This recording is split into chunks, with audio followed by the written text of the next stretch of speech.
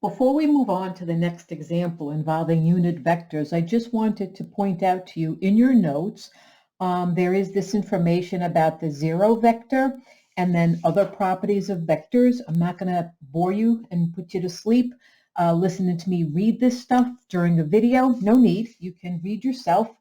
And if you have any questions on any of these, please either email me or let me know in our next Collaborate session.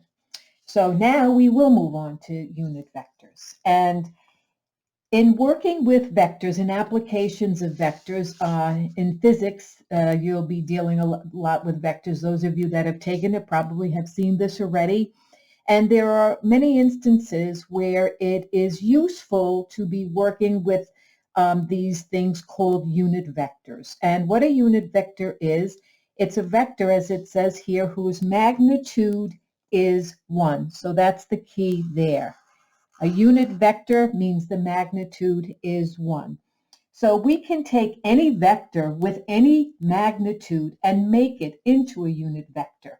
And the way that we would do this is to take the vector here, whatever the vector is given, and divide it by the magnitude of that vector. So as I said, the reason to do this is in the application and use of vectors, it's sometimes very useful to be able to describe vectors as unit vectors for the purposes of whatever you're modeling. So let's take a look at this example here. We have this vector v, and as you can see, the alphabet we use in the world of vectors tends to be U, V, W for naming vectors, and then I and J for the components of the vectors. So in order to change this vector v into a unit vector, we're going to have to find its magnitude. So to find the magnitude of this vector v, we use the formula that says it's a square root and a squared plus b squared. So a in this case is 4. So we have 4 squared, and then b is -3. And so we have -3 squared. So our magnitude, 4 squared, we have 16. -3 squared is 9. 16 and 9 is 25. Square root of 25 is 5. So that's nice. Nothing we're going to have to fool around rationalizing because it's the whole number 5. So the magnitude of this vector v is 5.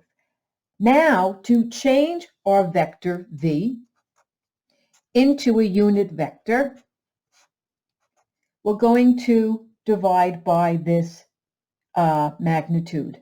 So we have 4i minus 3j over 5, but we're going to break this up into its components because we have the I component of a vector and the j component.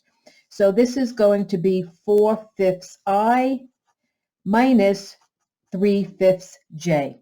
So you can see, looking at our original vector, we put the 4 over the magnitude of 5 and the -3 over the magnitude of 5.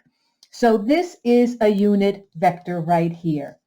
So this example says find it, and then it asks us to verify that this is indeed a unit vector. So what we're going to be doing here is we're going to be finding the magnitude now of this vector, which is v over, I know this is probably looking bizarre here because we got a magnitude, and inside the magnitude we have another magnitude, but this is what we're looking at the magnitude of, this unit vector that we've created.